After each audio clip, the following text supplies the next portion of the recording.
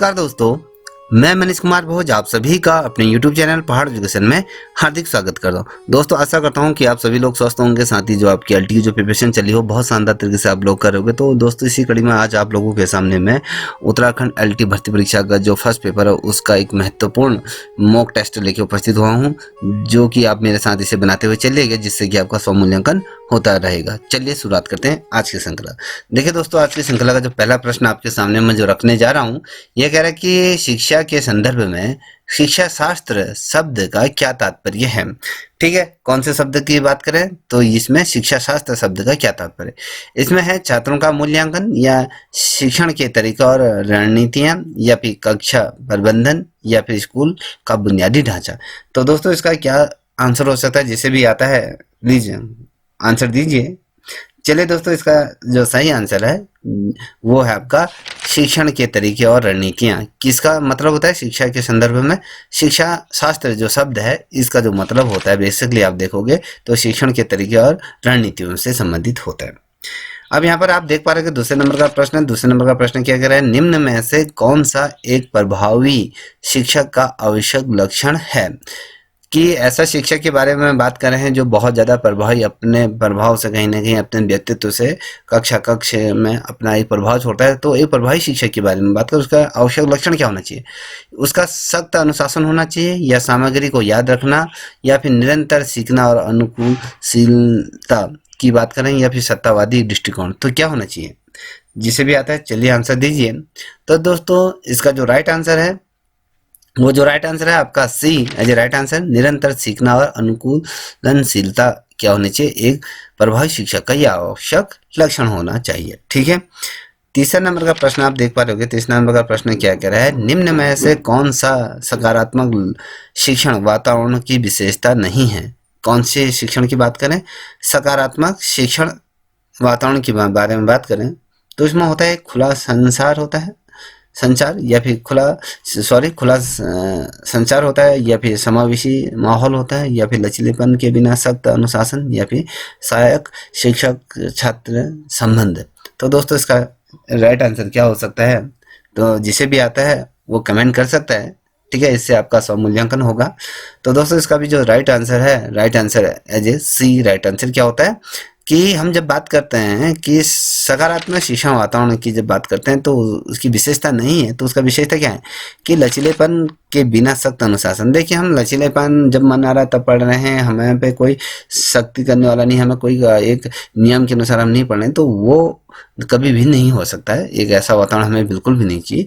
तो जो हमें क्या होना है, खुला संसार होना चाहिए, समावेशी शिक्षा का माहौल होना चाहिए, जो शिक्षक हो गया या छात्र हो गया उसके बीच का जो कोऑर्डिनेशन है वो कैसा होना चाहिए, वो तमाम चीज़ें शिक्षा के अंदर करता है। हम सकारात्मक शिक्षा की ये विशेषता बिल्कुल भी नहीं है। ठीक है, अब देखेंगे चौथे नंबर का प्रश्न क्या कह रहा है, भाषा मूल्यांकन के संदर्भ में हिंदी शिक्षण में रचनात्मक मूल्यांकन का उद्देश्य क्या होगा। जिसे भी आता है क्वेश्चन आंसर दीजिए। मेरे आंसर देने से पूर्व आप लोगों ने पढ़ लिया होगा।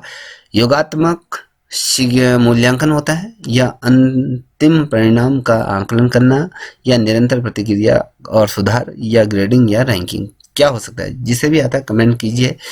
मुख्य दर्शक तो ना बनिए जिस, ठीक है। चलिए दोस्तों आंसर दीजिए। तो दोस्तों इसका भी जो राइट आंसर है तो वो क्या है आपका सी ही आपका सही है, निरंतर प्रतिक्रिया और सुधार। ठीक है, देखिए दोस्तों पांचवें नंबर के प्रश्न की तरफ हम बढ़ रहे हैं। पांचवें नंबर का प्रश्न क्या कह रहा है, छात्रों के बीच हिंदी भाषा के प्रभाव को बढ़ावा देने के लिए निम्न में से कौन सी एक प्रभावशाली रणनीति है। देखिए हम जो छात्र छात्राएं हैं उनके बीच में हिंदी की वैल्यू बढ़ाने के लिए ऐसा कौन सी हम रणनीति अपना सकते हैं जो सबसे ज़्यादा प्रभावशाली हो सकती है। तो यहाँ पर दिया हुआ है, तो ए दिया है शब्दावली सूचियों को याद रखना, या फिर मौन पढ़ना, या फिर समूह चर्चा और रोल प्ले, या व्याकरण अभ्यास। तो क्या हो सकता है, एक प्रभावशाली रणनीति के बारे में बात करते हैं हिंदी को सीखने के लिए, उसके प्रभाव को बढ़ाने के लिए। तो दोस्तों इसका आंसर दे सकते हैं जिसे भी आता है, चलिए जो भी दे सकते हैं। देखिए दोस्तों इसका भी आंसर सी है, क्योंकि समूह चर्चा और रोल प्ले के माध्यम से ही हम क्या कर सकते हैं, हिंदी भाषा को बेहतरीन कर सकते हैं, उसमें पकड़ बना सकते हैं, किस प्रकार से हमें फ्लो में बोलना है, हमें जो शब्द हैं शब्दों का उच्चारण किस प्रकार से कहना है। तो ये तमाम चीज़ें जब हम आपस में जब चर्चा करेंगे या हम किसी रोल प्ले को करेंगे तो हमें उस भाषा के हम उतने ही निकटतम चलते हुए जाएंगे। ठीक है दोस्तों, अगर आपको ये वीडियो अच्छी लग रही हो तो प्लीज़ आपसे रिक्वेस्ट है तहे दिल से कि इस चैनल को भी आप लाइक शेयर सब्सक्राइब अवश्य करें। चलिए दोस्तों बढ़ते हैं आगे। तो यहाँ पर आप देख पा रहे होंगे, यहाँ पर 5वें नंबर का प्रश्न कि कौन सी शिक्षण पद्धति छात्रों को सीखने की प्रतिक्रिया में सहायक रूप से भाग लेने के लिए प्रोत्साहित करती है, सक्रिय रूप से क्या करती है, भाग लेने के लिए प्रोत्साहित करती है। हम बात कर रहे हैं कि ऐसे शिक्षण पद्धति की बात करें जिसमें छात्रों को क्या होता है, सीखने की जो प्रतिक्रिया है उसमें सक्रिय रूप से क्या कर सकते हैं, वो प्रतिभाग करें, सीखने के लिए उनको प्रोत्साहित कर सकती है। वो व्याख्यान विधि है या प्रदर्शन विधि है या इंटरैक्टिव या कहें सहभागी पद्धति या फिर व्याख्यात्मक विधि। तो क्या हो सकता है इसका, जिसे भी आता है कमेंट कर सकता है। ठीक है, यहाँ पर आपको 4 ऑप्शन दिए हैं, चलिए आंसर दीजिए। अब जो नहीं दे सकता है तो आप क्या करोगे अपनी लाइफ में, तो इससे बढ़िया कि आंसर ना दे सकते हैं तो लेफ्ट हो जाइए। ठीक है, देखिए दोस्तों इसका आंसर जो है सी है, जो राइट आंसर है, इंटरवेटिव या कहें सहभागी पद्धति। ठीक है, ये इसका राइट आंसर है। अब यहाँ पर देख पा रहे होगे 6ठे नंबर का प्रश्न क्या कह रहा है, शिक्षा में ब्लूम के वर्गीकरण का क्या महत्व है। ब्लूम का क्या वर्गीकरण का क्या महत्व है शिक्षा के अंदर, ब्लूम की हम बात करते हैं। तो ये ए है जो आपको यह भिन्न प्रकार के स्कूलों को वर्गीकृत करता है, या फिर बी यह संज्ञानात्मक कौशल को जटिलता के स्तर में वर्गीकृत करता है, या फिर सी यह कक्षाओं में बैठने की व्यवस्था निर्धारित करता है, या फिर डी यह आदर्श कक्षा का आकार का सुझाव देता है। तो दोस्तों क्या हो सकता है इसका आंसर, आप देख पा रहे होगे बहुत ही ज़्यादा महत्वपूर्ण प्रश्न है, मुझे लगता है कि इसके आने की संभावनाएं हैं। ठीक है, चलिए दीजिए जिसे भी आता है इसका आंसर। तो दोस्तों जो 6ठे नंबर का जो प्रश्न है उसका जो राइट आंसर है वो क्या है आपका, कि यह संज्ञानात्मक कौशल को जटिलता के स्तर में वर्गीकृत करता है। ठीक है, 7वें नंबर का प्रश्न आप देख पा रहे होंगे, शिक्षण पोर्टफोलियो का जो उद्देश्य होता है वो क्या होता है। शिक्षा के क्षेत्र में हर कोई पोर्टफोलियो बनाता है या उसका उद्देश्य व्यक्ति क्या होता है।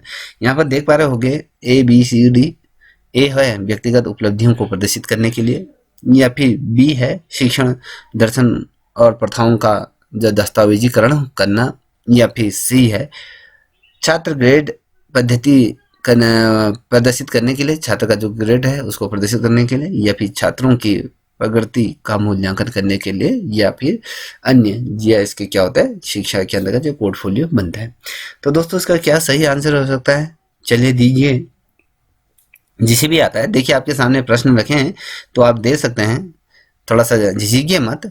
ठीक है, चलिए यहाँ पर आप देख पा रहे होंगे B as a right answer, शिक्षण दर्शन और प्रथाओं का दस्तावेजीकरण करना ही क्या होता है, पोर्टफोलियो का उद्देश्य होता है। शिक्षण दर्शन जो हम शिक्षा के क्षेत्र में जिन जिन चीज़ों का उपयोग करते हैं उनकी कहीं ना कहीं पोर्टफोलियो, और जो हमारी प्रथाओं का जो दस्तावेजीकरण होता है तो वो तमाम चीज़ें इसके अंदर आ जाती है। 8वें नंबर के प्रश्न की तरफ अग्रसर हो रहे हैं। तो यहाँ पर आप देख पा रहे होंगे कौन सा शिक्षण दृष्टिकोण वास्तविक जीवन के अनुप्रयोगों और समस्या समाधान कौशल पर केंद्रित है, ये आपको बताना है। तो यहाँ पर दिया है पारंपरिक शिक्षण है, या परियोजना आधारित शिक्षा है, या डील और अभ्यास करें, या फिर व्याख्यान आधारित निर्देशन। तो इसका राइट आंसर क्या हो सकता है ये आप बताइए दोस्तों। चलिए जिसे भी आता है क्वेश्चन का आंसर दीजिए फटाक से।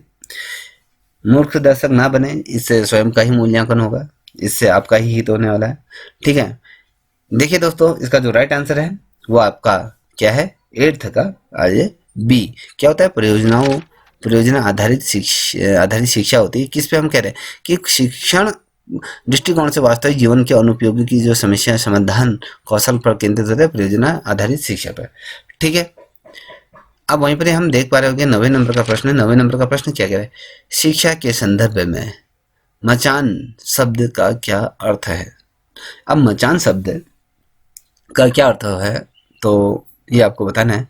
तो दोस्तों, ए स्कूल भवन की भौतिक संरचना होती है, बी छात्रों को एक नई अवधारणा सिखाने में मदद करने के लिए एक अस्थायी सहायता, या फिर सी एक प्रकार का कक्षा फर्नीचर होता है, या विद्यार्थियों के असाइनमेंट की ग्रेडिंग की प्रतिक्रिया होती है। तो दोस्तों 90 का क्या हो सकता है? हम बात करते हैं मचान शब्द का क्या अर्थ होता है। कुछ भी हो सकता है, ए बी सी डी, तो जो से भी आता है वो बताइए। देखिए दोस्तों, जो मचान शब्द है छात्रों को एक नई अवधारणा सीखने में मदद करने के लिए क्या होता है, एक अस्थायी सहायता ये प्रदान करता है। कौन? मचान शब्द। ठीक है, राइट आंसर क्या है? Option B as a right answer है। ठीक है, अब देखिए आप कह रहे होगे कि बी ऑप्शन क्यों है? क्योंकि जो प्रश्न का जो सही उत्तर होगा वही तो क्वेश्चन का आंसर होगा, चाहे वो बी हो, सी हो, ए क्यों ना हो। ठीक है, तो याद रखिएगा। आप यहाँ पर देख पा रहे होगे 10वें नंबर का प्रश्न। 10वें नंबर का प्रश्न क्या कह रहा है? निम्न में से कौन शिक्षण के लिए शिक्षार्थी केंद्रित दृष्टिकोण की विशेषता है? यहाँ पर दिया है प्रश्न, यहाँ पर ए शिक्षक केंद्रित निर्णय लेना, या रट कर याद करना, या छात्र सहभागिता और सक्रिय भागीदारी, या फिर ए आकार सभी के लिए उपयुक्त अनुदेशन। तो आंसर क्या हो सकता है इसका? चलिए बताइए, जिसे भी आता है ये इसका आंसर दे सकता है। देखिए दोस्तों, इसका जो राइट आंसर है वो आपका सी क्या है एज ए राइट आंसर, छात्र सहभागिता और सक्रिय भागीदारी। यहाँ पे क्या कर रहा है, क्वेश्चन क्या कर रहा है इसको समझिए पहले। क्वेश्चन का मतलब क्या है? शिक्षण के लिए शिक्षार्थी केंद्रित दृष्टिकोण की विशेषता है। अब इसकी जो विशेषता है वो छात्र क्या है, सहभागिता और सक्रिय भागीदारी ये है। ठीक है, 11वें नंबर का प्रश्न आप अपने स्क्रीन पर देख पा रहे होगे। तो ये क्या कह रहा है? शिक्षा में योगात्मक मूल्यांकन का उद्देश्य क्या है? शिक्षा में योगात्मक मूल्यांकन का उद्देश्य क्या है ये पूछ रहे। छात्रों की दैनिक प्रगति की निगरानी करना, या बी तत्काल प्रतिक्रिया प्रदान करना, सी पाठ्यक्रम के अंत में छात्रों का मूल्यांकन करना होता है, डी क्या होता है संयोगात्मक शिक्षा को प्रोत्साहित करना। तो क्या सही उत्तर हो सकता है? चलिए बताइए दोस्तों, जल्दी से आंसर दे सकते हैं आप। देखिए दोस्तों, इसका जो राइट आंसर है वो आपको क्या है, सी एज राइट आंसर, पाठ्यक्रम के अंत में छात्रों का मूल्यांकन। जब हम प्रयोगात्मक मूल्यांकन का मतलब ही ये होता है, जब हम किसी पाठ को पढ़ा देते हैं फिर लास्ट में उस पाठ से संबंधित बच्चे से क्या करते हैं, प्रश्नोत्तरी करते हैं, जिससे कि उसका क्या होता है, स्वमूल्यांकन किया जा सकता है। बच्चे को जो पाठ पढ़ा दिया है उस पाठ से उसे कितना याद हो रहा है और कितना वो सीख चुका है, तो इसका अवलोकन किया जाता है। ठीक है, अब बढ़ते हैं अगले प्रश्नों की तरफ। चलिए, यहाँ पर आप देख पा रहे होंगे 12वें नंबर का प्रश्न है। क्या कह रहा है? शिक्षा के संदर्भ में समावेशी शिक्षा का लक्ष्य क्या हासिल करना है? हम बात करें शिक्षा के क्षेत्र के अंतर्गत जो समावेशी शिक्षा है उसका बेसिकली जो लक्ष्य है कि वो क्या हासिल करना है। तो यहाँ पर देख पा रहे होगे केवल प्रतिभाशाली छात्रों पर ध्यान केंद्रित करना है, जो बहुत ज़्यादा प्रतिभाशाली, जो बहुत ज़्यादा टैलेंटेड जो बच्चे यहाँ, तो उन पर ध्यान देने की बात कह रहा है, या फिर बी विकलांग छात्र सहित सभी छात्रों को समान शैक्षिक अवसर प्रदान करना है, चाहे वो विकलांग हो कोई भी अन्य व्यक्ति हैं, सभी को एक समान शिक्षा के दायरे में लाने की यहाँ पर बात की जा रही है। समावेशी शिक्षा के बारे में हम बात करें, कुछ छात्रों को उनकी सामाजिक आर्थिक पृष्ठभूमि के आधार पर बाहर करना, या फिर मूल्यांकन के लिए केवल मानकीकृत परीक्षण पर निर्भर रहना। तो दोस्तों, इसका क्या आंसर हो सकता है? आई थिंक मुझे लगता है कि इस क्वेश्चन का आंसर आप सभी लोगों ने चयन कर लिया होगा। चलिए आंसर भी दे दीजिए। देखिए दोस्तों, इसका जो राइट आंसर है वो क्या है, विकलांग छात्रों सहित सभी छात्रों को समान शैक्षिक अवसर प्रदान करें। ये समावेशी जो शिक्षा है वो जो समावेशी की बात करते हैं, सभी को साथ लेके चलने की बात करते हैं, चाहे वो किसी भी कम्युनिटी का हो, छात्र छात्रा हो, या फिर सामान्य हो, या फिर शरीर से विकसित कोई छात्र है, तो उसको भी क्या है शिक्षा के अवसर प्रदान करने की यहाँ पर चर्चा की गई है। 13वें नंबर का प्रश्न आप देख पा रहे होगे। 13वें नंबर का प्रश्न क्या है? निम्न में से कौन सी एक अच्छी तरह से संचित पाठ्य योजना की विशेषता है? ए है स्पष्ट उद्देश्यों का अभाव होता है, या फिर बी शिक्षक और छात्रों के बीच सीमित बातचीत, या फिर सी सीखने के उद्देश्यों और परिणामों के साथ तालमेल, या डी विधित शिक्षार्थियों की आवश्यकताओं की अनदेखी करना। तो क्या आंसर हो सकता है? जिसे भी आता है चलिए दीजिए। देखिए दोस्तों, इसका जो राइट आंसर है वो है आपका सी, सीखने के उद्देश्यों और परिणामों के साथ ज्यादा तालमेल होना चाहिए। अब यहाँ पर आप देख पा रहे हो 14 नंबर का प्रश्न है, क्या करें छात्रों के बीच मेटाकॉग्निशंस की सुविधा प्रदान करने में एक शिक्षक की क्या भूमिका है? ठीक है, छात्रों के बीच मेटाकॉग्निशन की जो सुविधा प्रदान करने में शिक्षक की क्या भूमिका हो? तो ये रटकर याद करने को प्रोत्साहित करना होता है, या फिर बी केवल निम्न क्रम सोच या निम्न क्रम की जो सोच होती है उस कौशल पर ध्यान केंद्रित करना होता है। छात्रों को उनकी स्वयं की सोच प्रतिक्रिया के बारे में जागरूक होने में मदद करना, या छात्रों की चिंताशीलता जो चिंतनशीलता पर जो प्रथाओं को की अनदेखी करना। तो क्या हो सकता है? ABCD। तो यहाँ पर बताइए। तो दोस्तों इसका राइट आंसर क्या हो सकता है? दोस्तों इसका जो राइट आंसर है वो है आपका सी, छात्रों को उनकी स्वयं की सोच प्रतिक्रिया के बारे में जागरूक करने में मदद करना है। ठीक है, अब यहाँ पर आप देख पा रहे होंगे 15 नंबर का प्रश्न है। 15 नंबर का प्रश्न क्या कह रहा है? शिक्षा में प्रामाणिक मूल्यांकन शब्द का क्या अर्थ है? क्वेश्चन क्या पूछ रहा है पहले ये देखिए। प्रामाणिक मूल्यांकन शब्द का क्या अर्थ है? यहाँ पर ए है मानकीकृत परीक्षणों के आधार पर छात्रों का मूल्यांकन करना, या बी सार्थक संदर्भ में वास्तविक दुनिया के कौशल और क्षमताओं का आकलन करना, या सी फीडबैक दिए बिना ग्रेड प्रदान करना, या फिर डी छात्रों की व्यक्तिगत शक्तियों की अनदेखी करना। तो क्या इसका सही आंसर हो सकता है? चलिए बताइए, जिसे भी आता है बताइए। मूर्ख दर्शक बनने से कोई फायदा नहीं है। यहाँ पर अगर आप जुड़े हैं तो कुछ ना कुछ अपना जो 100% तो दो। एक कमेंट करने में कोई प्रॉब्लम नहीं होनी चाहिए। ABC दबाने में अगर हाथ में पेन हो रहा है तो हट जाइए, मत देखिए इसे। ठीक है, देखिए दोस्तों इसका जो राइट आंसर है वो आपका बी सार्थक संदर्भ में वास्तविक दुनिया के कौशल और क्षमताओं का आकलन करना। देखिए दोस्तों, आपको मेरी बात बुरी लग रही होगी, मगर ये आपके उज्जवल भविष्य के लिए है। आप शिक्षक बने, यही हमारी शुभकामनाएं हैं। ठीक है, अब यहाँ पर देखिए, अब यहाँ पर 16 नंबर का प्रश्न है, फिलफर्ड क्लासरूम शिक्षण दृष्टिकोण का क्या महत्व है?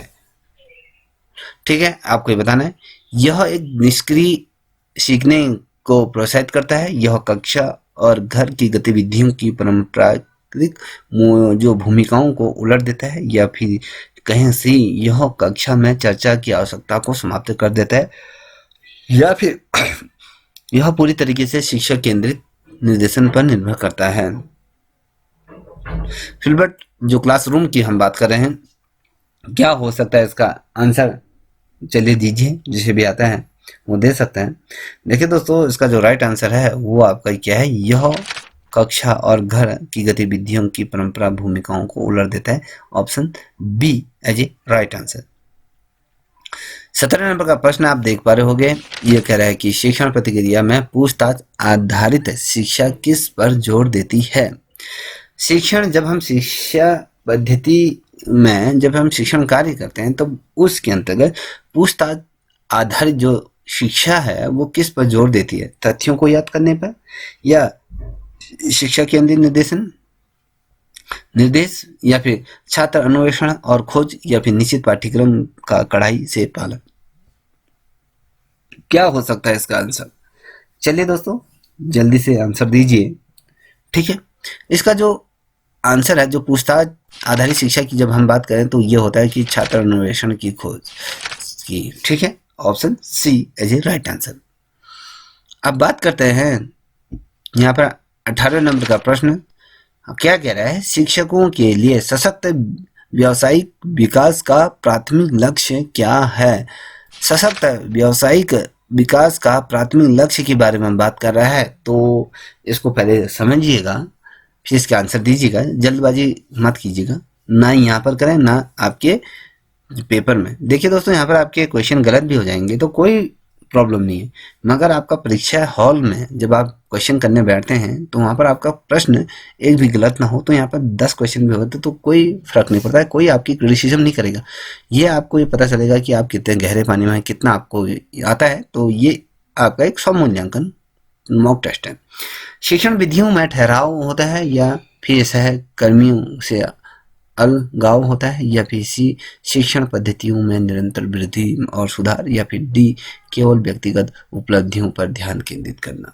तो दोस्तों क्या आंसर हो सकता है, जिसे भी इसका आंसर आता है वो कमेंट कर सकते हैं। दोस्तों इसका जो राइट आंसर है क्या है, शिक्षण पद्धतियों में निरंतर वृद्धि और सुधार क्या होता है, प्राथमिक लक्ष्य होता है सशक्त व्यवसायिक विकास के अंतर्गत। ठीक, यहाँ पर 1900 नंबर के प्रश्न की तरफ हम अग्रसर हो रहे हैं। तो 1900 नंबर का प्रश्न आप देख पा रहे हो, ये कह रहा है कि शिक्षण में समीपस्थ विकास, समीप स्तर विकास क्षेत्र, जिसे हम ZPD भी कहते हैं, इसका क्या मतलब होता है। तो ये क्या होता है, कक्ष में बैठने की व्यवस्था निर्धारित करता है, या फिर बी यह छात्र अनुशासन के स्तर की पहचान करता है, या फिर सी यह छात्रों की वास्तविक और संभाविक जो सीखने की क्षमताओं के बीच क्या कहता है, निरंतर बीच क्या होता है अंतर का प्रकाश कर डालता है, या फिर डी यह छात्रों के पूर्व ज्ञान का आकलन करता है। तो क्या इसका आंसर हो सकता है, चलिए दीजिए। देखिए दोस्तों बहुत ही अच्छा प्रश्न है। देखिए ये इसका जो राइट आंसर है, right answer is C as a right answer. ये कह रहा है कि यह छात्रों की वास्तविक और संभावित सीखने की क्षमताओं के बीच अंतर पर प्रकाश डालता है। क्या कह रहा है, ठीक है, इस चीज पे ध्यान केंद्रित करें। अब यहाँ पर देख पा रहे हो कि 20 नंबर का प्रश्न है कि प्रभावी शिक्षण में सक्रिय श्रवण की क्या भूमिका है। ठीक है, ये आपको बताना। ए है यह शिक्षक को सामग्री वितरण करने से विचलित करता है। बी है यह शिक्षक और छात्रों के बीच बेहतर समझ को बढ़ावा देता है, या फिर ये सी यह एक तरफा संसार दृष्टिकोण को बढ़ावा देता है, या डी यह कक्षा चर्चाओं में छात्रों की प्रतिभागी को समाप्त करता है, सीमित करता है। ठीक है, चलिए दीजिए इसका क्या आंसर हो सकता है। तो दोस्तों इसका जो राइट आंसर है 20 का एज ए बी, यह क्या करता है, शिक्षक और छात्रों के बीच बेहतर समझ को बढ़ावा देता है एज ए बी। ठीक है, अब यहाँ पर देख पा रहे होंगे 21 क्वेश्चन आपके सामने रख रहा हूँ कि हम अंतिम श्रृंखलाओं की तरफ हम अग्रसर हो रहे हैं।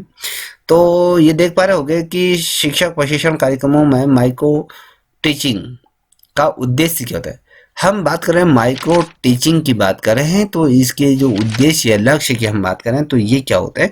तो ABCD दिया हुआ है। तो ए कक्षा के प्रौद्योगिकी के उपयोग को कम करना। तो यहाँ पर आप देख पा रहे होंगे तो पूरी तरह से माइक्रो स्तर शैक्षिक रणनीतियों पर ध्यान केंद्रित करना होता है, या शिक्षकों को विशिष्ट शिक्षण कौशल का अभ्यास करने में और निखारने के लिए एक मंच प्रदान करना, सहकर्मी अवलोकन और प्रतिक्रिया को हतोत्साहित करना। तो क्या हो सकता है दोस्तों इसका आंसर जिसे भी आता है दीजिए जल्दी से। 21 का क्या हो सकता है, 21 का जो होगा वो आपका सी ही राइट आंसर होगा। शिक्षकों को विशिष्ट शिक्षण कौशल का अभ्यास करने और सिखाने के लिए एक मंच प्रदान करता है। क्या है, माइक्रो टीचिंग। ठीक है, जिसमें शिक्षक अपनी कौशल विधियों को उकेर सकता है, अच्छी तरीके से उसमें अपना 100% वो देता है। ठीक है, वो एक मंच प्रदान किया जाता है। तो यहाँ पर आप 22वें नंबर के प्रश्न की तरफ हम अग्रसर होते हैं। तो ये कह रहा है कि मूल्यांकन के संदर्भ में रूबिक शब्द का क्या तात्पर्य है। रूबिक है, ये इसको ध्यान में रख लीजिए, वेरी मोस्ट इम्पोर्टेंट क्वेश्चन। तो ये एक प्रकार का परीक्षा पत्र है या छात्रों के प्रदर्शन के मूल्यांकन के लिए दिशा निर्देश या मापदंडों का एक सेट होता है, या छात्रों के अनुशासनात्मक कार्य कार्रवाई या याद रखने का एक उपकरण है। तो दोस्तों क्या हो सकता है, चलिए बताइए, आंसर दीजिए। देखिए दोस्तों, इसका जो राइट आंसर है वो क्या हो सकता है, जल्दी से दीजिए। तो दोस्तों इसका राइट आंसर आपका बी, छात्रों के प्रदर्शन के मूल्यांकन के लिए दिशा निर्देश और मापदंडों का एक सेट होता है, रूबिक जिसे हम कहते हैं। ठीक है, इस श्रृंखला का अंतिमवा प्रश्न है। दोस्तों अगर ये श्रृंखला आपको अच्छी लगी हो तो पुनः आपसे एक ये कटबद्ध निवेदन है कि प्लीज इस चैनल को भी आप सब्सक्राइब अवश्य करें। ठीक है, देखिए दोस्तों, ये कह रहे हैं रचनावाद शब्द सीखने की प्रतिक्रिया में किस पर जोर देता है?